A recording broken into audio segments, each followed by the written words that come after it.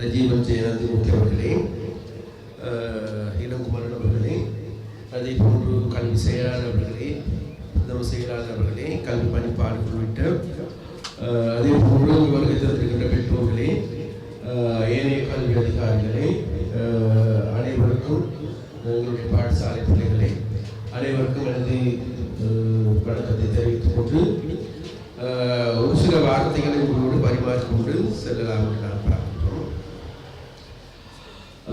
என்றால் நான் இன்று மதியம் யாழ்ப்பாண நகரத்தில் இருக்கின்ற இந்து லேடிஸ் அதில் நாங்கள் இவ்வாறான ஒரு கட்டிடம் ஒன்றை ஆரம்பிப்பதற்கான அடிக்கல் நாட்டெல்லாம். அப்ப அந்த இடத்துல நாங்கள் கேட்டோம், அந்த பாடசாலை எத்தனை வருடம்? அவங்க சொன்ன 80 வருடம், 83 வருடம். இப்போ இங்க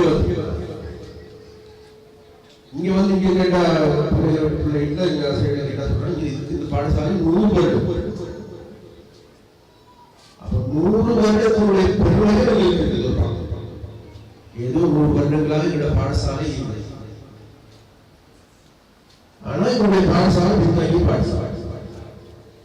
எங்களோட பாடசாலையில் பிள்ளைகள் போதார், ஆசிரியர்களுடைய பற்றாக்குறை, ஏனைய வள பற்றாக்குறையில் இவ்வாறான ஒரு பாடசாலை ஏன் 100 வருடங்களுக்கு முன்னர் ஆரம்பிக்கப்பட்ட பாடசாலை இன்றைக்கு ஏன் இப்படி 80 வருடங்களுக்கு முன்னேறி ஆரம்பிக்கப்பட்ட பாடசாலை இன்றைக்கு அது 2500க்கு அதிகமான மாணவர்கள் படிக்கின்ற யாழ்ப்பாணத்திலே பெரிய புகழ்பெற்ற பாடசாலையாக மாறி 100 வருடத்துக்கு முன்னர் ஆரம்பிக்கப்பட்ட பாடசாலை நாங்கள் தேடி பார்க்கின்ற போது இந்த பாடசாலை 100 பிள்ளைகளை விட குறைவு. அவ்வாறானவர்களை தான் இங்கு காணப்படுகிறது. அப்ப இந்த நிலைமை இவ்வாறு தொடருமா அல்லது இதிலிருந்து மாற்றங்கள் பெறும்? எங்களோட பாடசாலையும் ஏனைய பாடசாலைகளுக்கு நாங்கள் சளைத்தவர்கள் அல்ல என்பதை காட்டணுமா அல்லது நாங்கள் பின்தங்கிய மக்கள் பின்தங்கிய நிலையில தான் இருக்கிறோம், அதே போன்று எங்களுடைய பிள்ளைகள் பின்தங்கியவர்கள் என்கின்ற மனநிலையிலிருந்து ஏற்படுகிறது. ஆனா ஒரு உண்மை மறந்துவிடக்கூடாது. ஆசிரியர் சொன்னால் இந்த பரீட்சை தேர்வு வீதம் 100% தேர்வு வீதம். அது மாத்திரம் இப்ப நடனமாடிய 2 மாணவர்களுடைய நடனங்களை நாங்கள் பார்க்கிறோம். நான் பெரிய நடனங்களை எல்லாம் பார்க்கிறோம், பெரிய பாடசாலைகளை பார்க்கிறோம், பெரிய ஹால்களை நான் பார்க்கிறோம், பெரிய ஒகேஷன் பார்க்கிறோம். ஆனா இங்க இருக்கின்ற இந்த பின்தங்கிய நிலைமையில இந்த பின்தங்கிய இருக்கின்ற இந்த மேடையில் இருந்து கொண்டு யாருக்கும் சளைத்தவர்கள் அல்ல என்பதை அந்த பிள்ளைகள் அவர்களுடைய நடன மூலமாக காட்டுகிறார். அந்த நடனத்தை வெளிப்படுத்திய மாணவிகளுக்கும் அதை போன்று அதை பயிற்சி ஆசிரியர்கள் அவர்களுக்கு முதலாவது நன்றியை சொல்கிறார். அதே போன்று இவ்வாறான கிராமங்கள் அவ்வாறான நடனங்களை ஆடுவதற்கு அனுமதி கொடுத்த பெற்றோர்கள் இருக்கிறார்கள். அதனால் பெற்றோர்களுக்கு நாங்கள் நன்றி சொல்கிறோம். ஏனாவது கேட்டவர்கள் 100 வருடங்களுக்கு முன்னர் ஆரம்பிக்கப்பட்ட பாடசாலையாக எங்களுடைய ரஜீவன் சொன்ன மாதிரி கடந்த 10 வருடங்களுக்கு மேலாக இந்த பிரதேசத்துக்கு எங்களுடைய பாடசாலைக்கு எந்த விதமான கட்டிடங்கள் வருகின்றன. குறிப்பிட்டாக உங்களுடைய புலமைப்பரிசில் பாஸ் ஆகின்ற பிள்ளைகள் ஏழே பாடசாலைகளுக்கு ஓடுவதில்லை, எங்களுடைய பாடசாலையிலே படித்து அவர்கள் தங்களுடைய திறமையை வெளிக்காட்டி இன்ற பிள்ளைகளாக மாற்றமடைந்திருக்கிறார்கள். அதற்கு விசேடமாக இருக்கின்ற பெற்றோர்களுக்கு மீண்டும் ஒரு நன்றி, மீண்டும் ஒரு சலுகை அளிப்போம். இரண்டாவது இன்றைக்கு பெரிய பாடசாலைகள் வந்து ஓடிக்கொண்டு இங்க மாத்திரம் ஒன்று எடுத்துக்கொண்டாலும் அவ்வளவுதான். பெரிய பாடசாலைகள் வந்து ஓடிக்கொண்டு இருக்கின்ற பொழுது இல்ல எங்களுடைய பாடசாலைகள் மீது எங்களுக்கு நம்பிக்கை இருக்கின்றது, இங்க இருக்கின்ற ஆசிரியர்கள் மீது எங்களுக்கு நம்பிக்கை இருக்கின்றது, இங்க இருக்கின்ற அதிகாரிகள் மீது எங்களுக்கு நம்பிக்கை இருக்கின்றது, எல்லாவற்றும் எங்கள் பிள்ளைகள் மீது எங்களுக்கு நம்பிக்கை இருக்கின்றது, அவர்கள் திறமையான பிள்ளைகளாக வருவார்கள். அப்ப அந்த வகையில் அந்த பிள்ளைகளை நம்புகின்ற ஆசிரியர்களை நம்புகின்ற உங்களுக்கு நாங்கள் எங்களுடைய அரசாங்கம் என்ற வகையில் இதனால் இதனால் வரைக்கும் இந்த நாட்டில் கல்விங்கிறது வேறு போட்டி மனப்பான்மையோடு போட்டி போட்டுக்கொண்டு ஓடுகின்ற ரேசாக மருதன் ரேசாக தான்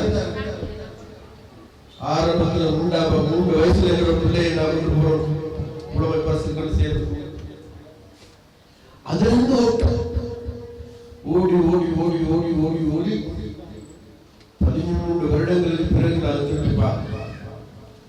திருப்பி பார்த்த பிறகு கஷ்டப்பட்டு எங்களோட பிள்ளைகளை நாங்கள் அனுப்பியிருக்கோம் பல்கலைக்கழகம். ஆனா திரும்பி பார்க்கும்போது அந்த பிள்ளையோட சிறு பிராயத்துல குழந்தை பருவத்தில் அவர்கள் குழந்தைகளுக்காக குழந்தை தரத்தை அந்த பிள்ளைகளை செய்திருக்கோமா அல்லது குழந்தைகள் ஓடி ஆடி அல்லது அவர்கள் சந்தோஷத்தை வெளிக்காட்டுகின்ற ஒரு நிலைமை இருக்க வேண்டுமே, அதை நாங்கள் விட்டுக்கொண்டிருக்கிறோமா?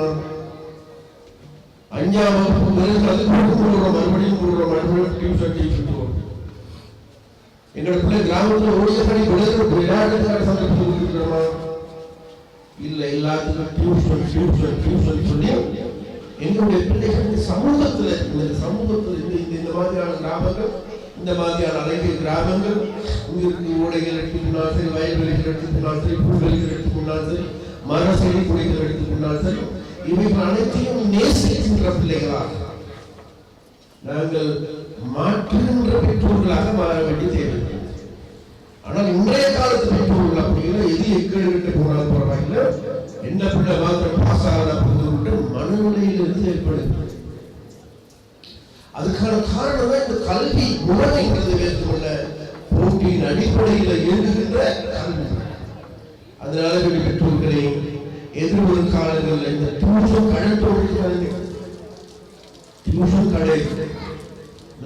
கடைக்காரர்கள் என்ன செய்வார்கள், எப்படியாவது தங்களுடைய பிள்ளைகளை தங்களுடைய டியூஷன் கடைக்கு அழைத்துக் கொண்டு உண்மையிலேயே அவர்களுடைய ஒரு பாடத்தை ஏற்படுத்தார். டியூஷன் செய்தது பரவாயில்லை. ஆனா எங்களுக்கெல்லாம் தெரியும், ஒரு சில பாடசாலைகள் சாப கச்சேரியில் இருக்கின்ற பாடசாலையில் இருக்கின்ற ஒரு சில ஆசிரியர்கள் இருக்கிறார்கள், தன்னுடைய கிளாஸ் தன்னை வீட்டில் நடக்கின்ற ஏரியா, அதாவது நடக்கின்ற கிளாஸ்க்கு வந்தால் தான் அந்த பிள்ளைக்கு அந்த வகுப்புல வருகிறது. அல்லது ஏன் சர்வீஸ் இல்லைன்னா இல்லைன்னு சொல்றாங்க. ஒரு சில பேர் பெற்றோர் என்னோட முறைப்பாடாக செய்திருக்கிறார். அது நல்ல ஆசிரியர். ஆனா நாங்க என்ன செய்யணும், எதிர்காலத்தில் இந்த டியூஷன் செய்கின்ற ஆசிரியர்களுக்கு என்ன செய்யணும்? எங்களுடைய அரசாங்கம் எதிர்காலத்துல, அதாவது அரசு துறையில இருக்கின்ற பிரதான பதவிகள், பிரதான துறைகள்ல, பிரதான 10 துறைகள்ல அதுல ஒரு துறை ஆசிரியர்களாக மாற்றுகிறார்.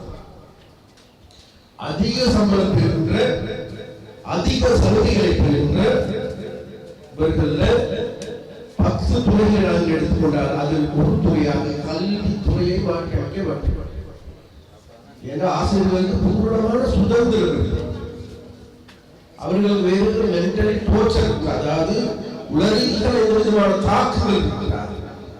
அவர்கள் பின்னர் போன பிறகு மீண்டும் அவர்கள் படிக்க பிள்ளைகள் படிக்கிறார்கள். அந்த அளவுக்கு மனநிலை அப்ப அந்த நிலைக்கு மனநிலை வர வேண்டுமா இருந்த அவர்கள் பொருளாதார ரீதியாக ஒரு ஸ்டேபிளான நிலையில இருக்கு. அப்ப அந்த ஸ்டேபிளான நிலையில இருந்தால் மாத்திரமே ஆரோக்கியமான கல்வியை எங்களுடைய ஆசிரியர்கள் பெற்று கொடுப்பாங்க. ஆனா இன்றைக்கு இருக்கின்ற நிலைமை அப்படி அல்ல. கடந்த 3 வருடங்கள் நாங்கள் ஆட்சி பண்ணதன் பிறகு 3 தடவை சம்பளத்தை அதிகரித்திருக்கிறோம். இந்த வருடம் அதிகரிக்கிறதுக்கு இருக்கிறோம். அடுத்த வருடம் 2028ஆம் ஆண்டு சம்பளம் அதிகரிப்பதற்கு நாங்கள் தீர்மானித்த காரணம் இது நாள் வரைக்கும் சம்பளத்தில் எடுத்துக்கொண்ட கொடுப்பனவர்கள் போக்கப்பட்டது. இப்ப கொடுப்பனவர்களாக அகற்றி போட்டு எல்லாமே அவர்களுடைய அடிப்படை சம்பளத்தை அதிகரிக்கின்ற பேசிக் சேலரி அதிகரிக்கின்ற நடவடிக்கை எடுக்கும். அவ்வாறு பேசிக் சேலரி அதிகரிக்கப்படுகின்ற போது நிச்சயமாக அவர்கள் பென்ஷன் போற காலத்துல உண்மையிலேயே நிம்மதியாக அல்லது சந்தோஷமாக ஒரு பெரிய ஒரு கொடுப்பனவை பெற்றுக்கொள்ளவும் கூட முடியும். அப்ப அந்த வகையில் இன்றைக்கு எங்களுடைய கல்வி ஆசிரியர்கள் கொண்டு செல்ல வேண்டிய தேவை. அவ்வாறான கொண்டு செல்லுகின்ற போது எங்களுடைய பாடசாலைகளுக்கு போதுமான வளங்களை பெற்றுக் கொடுக்கின்ற பொழுது அது அது மனித வளமா அல்லது பௌதிக வளமா எல்லா வளங்களையும் போதுமான வளங்களையும் பெற்றுக் கொடுக்கப்படுகின்ற பொழுது நிச்சயமாக அந்த பாடசாலையில் இருக்கின்ற ஆசிரியர்கள் எடுத்துக்கொண்டாலும் சரி, பெற்றோர்கள் எடுத்துக்கொண்டாலும் சரி, இந்த கிராமத்தை விட்டு இந்த பாடசாலையை விட்டு இதை விட சிறந்த பாடசாலைகள் வேறு